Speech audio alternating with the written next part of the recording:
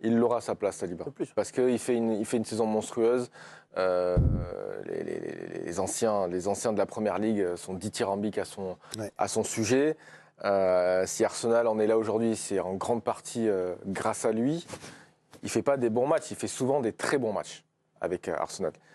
La seule chose qui lui manque en EDF, c'est ce match référence. Voilà. Parce qu'à chaque fois qu'il a joué, c'est un petit peu moyen, on sentait qu'il y avait un petit peu de pression. Il lui manque juste ce match référence. Et je suis persuadé que s'il arrive au plus tôt à avoir ce match référence, il va exploser. Parce que là, il est en train de rattraper Jules Koundé. Il est en train de rattraper Upamecano, qu'on le veuille ou pas. Tout à fait. Konaté, je pense qu'il sera dans le 11 titulaire parce que c'est un défenseur costaud qui amène beaucoup d'agressivité. Saliba a un coup à faire, hein, même si on peut dire que dans l'axe, il y a des Konaté, des Lucas Hernandez qui ont un petit peu d'avance. Mais Saliba est en train de rattraper Upamecano pour moi. En tout cas, il y a beaucoup de joueurs polyvalents dans tous ceux qui sont cités et qui sont dans la liste de Deschamps. Beaucoup de joueurs qui peuvent jouer à la fois latéraux et défenseurs centraux. Maintenant, Didier Deschamps semble avoir des idées plutôt arrêtées, même s'il est capable de changer en cours de route. Vous êtes aussi catégorique que Benoît sur la présence de Saliba dans le groupe, si c'est un groupe de 23, je précise, pas si c'est un groupe élargi. Moi, je pense qu'il sera dans le groupe et il me fait penser un petit peu à Upamecano, justement, dans ses débuts en équipe de France. Ça a été douloureux pour lui, Upamecano, notamment dans la concentration. Et je suis d'accord avec toi, Benoît, à 100%. Je pense qu'il est en train de rattraper Upamecano. Il n'a pas de l'avance dans la tête de Deschamps vu la Coupe du Monde d'Upamecano?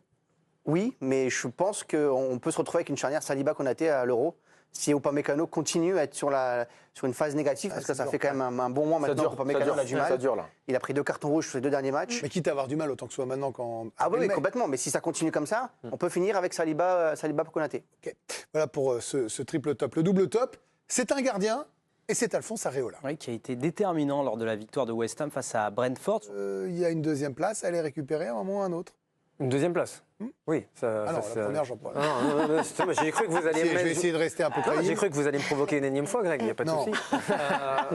Il est capable. Bien sûr. Je pense que c'est un peu un exemple de trajectoire, surtout pour un gardien. Je pense qu'il a été moqué pour 2 raisons. C'est qu'il a été dans un club qui était très exposé à une période où il était, lui, moins fort et le club dont je parle, moins fort aussi. Je pense que le départ au Real lui a pas forcément servi parce que je ne vais pas vous dire qu'on l'a Julien Faubérisé, mais on se disait que peut-être qu'il a été, il est dans un club un peu trop grand pour lui. Et là, aujourd'hui qu'il a la maturité, ça commence à faire quand même un certain nombre de temps qu'il est bon, qu'il enchaîne belle saison, et qu'il est décisif. Et qu'aujourd'hui, on peut dire que si on met Mike Maignan de côté, Areola, il serait titulaire dans beaucoup de pays s'il était dans une autre sélection. Vous êtes d'accord, Benoît? Parce que oui, en fait, là, c'est une trajectoire de gardien à maturation lente. Oui, bien sûr. Puis même pour faire court, il me fait rappeler le Areola de Villarreal, où lorsque j'étais à Séville, en Espagne, on ne parlait que d'Areola. Il avait fait une saison mais monstrueuse. Et effectivement, le passage Real-PSG lui a fait un petit peu de mal. Là, West Ham, on retrouve du... Oui, mais ce n'est pas les clubs surdimensionnés comme le PSG. Il a un côté un peu... un côté un peu le Unai Emery des gardiens de but. C'est-à-dire qu'il est très bon dans des clubs... il a fait Lens, Bastia et Villarreal, il a été excellent.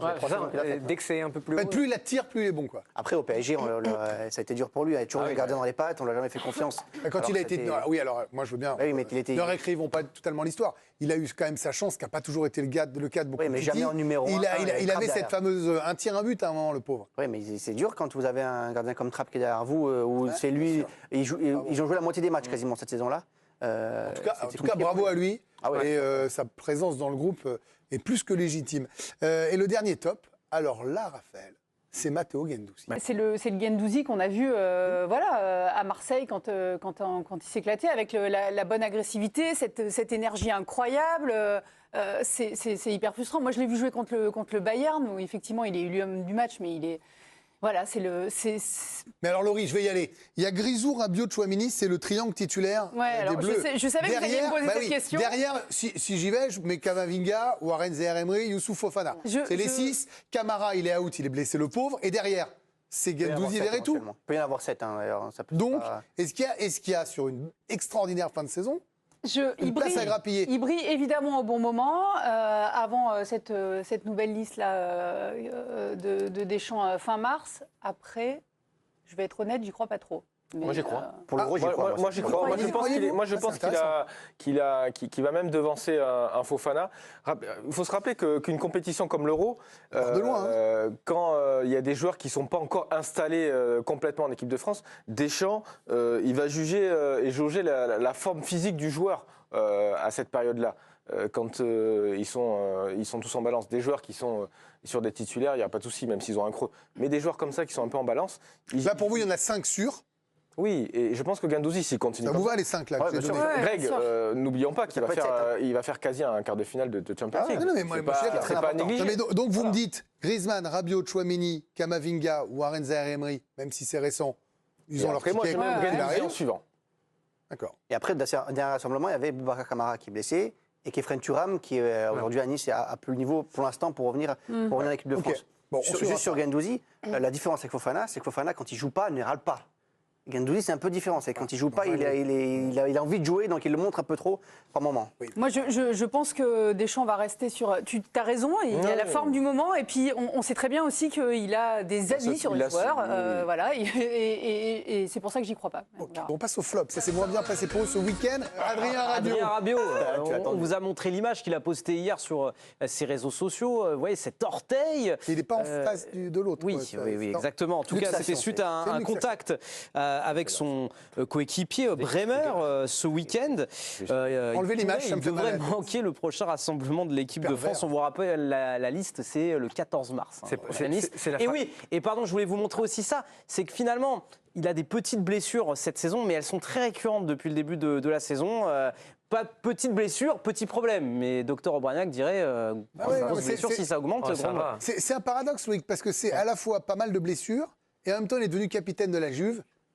Pour Rabiot, c'est maintenant que ça va compter en fait. Il faut espérer qu'il soit en pleine forme, lancer pleine balle avant l'Euro. Il vient de passer les 200 matchs avec la Juve, ce qui est énorme pour un Français qui joue à la Juventus. Non, il fait une très bonne saison avec la Juve parce que collectivement, c'était pas gagné après l'histoire de l'exclusion de la Coupe d'Europe. Là, il est quand même assez incertain pour le rassemblement. Hein. Il a au minimum 15 jours d'arrêt. 15 jours, ça nous amène à la liste globalement. L'équipe de France joue 9 jours après la liste. Donc on est juste dans les temps. S'il revient, c'est vraiment à ce moment-là. Il ne faut pas qu'il y ait de complications. Le double flop, bon, il alterne, top, flop, plus top que flop. C'est Olivier Giroud, vous allez comprendre pourquoi. Oui, alors qui avait provoqué ce penalty litigieux ce week-end avec l'AC Milan. Mais la presse italienne commence à préparer l'après. En une de la Gazzetta en haut, on commence à parler mercato avec ce duo, en tout cas ces deux cibles prioritaires qui sont Zirkzee et Šeško qui pourraient bientôt venir le concurrencer. Alors Šeško, je vous le rappelle, qui joue à Leipzig. C'est beaucoup de points les deux. À Leipzig, Zirkzee, le joueur de Bologne, Zirkzee, le joueur de Bologne, c'est 10 buts en 28 matchs cette saison. Et puis, c'est le deuxième choix. Il y aurait également la piste Jonathan David qui serait... Pour concurrencer Giroud. Oui, exactement. Giroud, il va certainement partir. Donc, Non, c'est pour le remplacer. Oui, mais là, pour le moment, il n'est pas encore parti. Il n'est pas encore parti. Il n'a pas annoncé officiellement qu'il partait. C'est pour Benoît, Olivier Giroud. Combien de fois, c'est marrant parce qu'on a déjà annoncé 10 fois qu'il allait être remplacé, qu'il allait plus jouer. Mais à un moment. C'est l'histoire de sa vie, Greg. Bah, bien sûr. Je pense que c'est le seul joueur à la fin de sa carrière qui pourra gagner de l'argent en faisant des conférences sur la psychologie du joueur. mais clairement. Parce qu'il a tellement été critiqué, on l'a tellement comparé, et il s'est enfermé dans le travail, et il a eu raison, et à chaque fois, il a réussi. Vous n'êtes pas spécialement inquiet pour lui, parce qu'il y a quand même une place de numéro 9 à aller chercher quand même en équipe de France. Parce que mine de rien, cette place de 9, c'est pas à qui elle appartient aujourd'hui. Hein. En vrai de vrai Par mérite Non, je ne sais pas à qui elle est, moi. Je sais, là, si demain matin l'Euro démarrait, je ne sais pas qui est titulaire. Kolo Muani, a priori. Bah oui. A priori, Kolo C'est Muani. pas mon choix, mais... Moi non plus, mais après, C'est effectivement... bien la preuve qu'on ne sait pas. On sait très bien que le sélectionneur aime beaucoup Kolo Muani, mais moi, je serais plus en balance sur un Giroud ou Thuram. Moi, c'est Marcus Thuram. Marcus Thuram, en ce moment, Non, mais, donc c'est bien la preuve que si on est sur Marcus Thuram, Ronald Kolo Muani, avec la fameuse pensée de Deschamps que vous évoquiez tout à l'heure, ou même Giroud, On n'a pas de neuf où on se dit, tiens, c'est lui notre neuf aujourd'hui. Et on termine avec un autre gardien, comme ça, Swan, vous allez faire le tour complet. C'est ma spécialité, du haut de mon mètre. Qui a fait un match assez paradoxal contre Monaco, la défaite du club. 6 arrêts, mais 3 buts encaissés. Il y a eu un but contre son camp, un pénalty concédé, un pénalty arrêté face à Balogun et la note de 3 sur Jean-Joël à l'équipe. Donc, match étrange, mais finalement peut-être raté si on juge la note. 3 sur 10, c'est pas une bonne note, évidemment.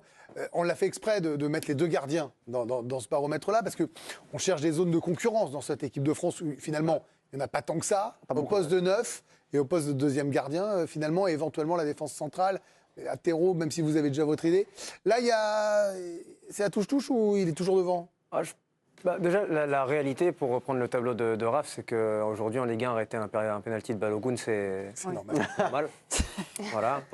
Mais plus sérieusement. Bien sûr. Non, en plus, mais pour le coup, celui de ce week-end était particulièrement affreux. Oui. Alors, vraiment, c'était. Voilà, mais quand même, il faut le sortir. Disons qu'on est sur 2 dynamiques vraiment différentes. Après, sur la concurrence, le rôle de deuxième et de troisième gardien, c'est quand même assez spécial, mais aujourd'hui... On a bien compris qu'a priori, s'il n'est pas blessé, personne n'irait titiller. Exactement, et on sait aussi que Areola arrive avec, on l'a dit un peu plus tôt, cette super dynamique, mais aussi la belle casquette qu'on aime bien mettre au gardien d'expérience qui ne fera pas de problème et qui sera là. Donc je pense que Samba peut rester numéro 2. Après, il faut faire quand même attention parce qu'il est dans une dynamique un peu négative et on l'a vu un peu moins serein que d'habitude sur ce match-là.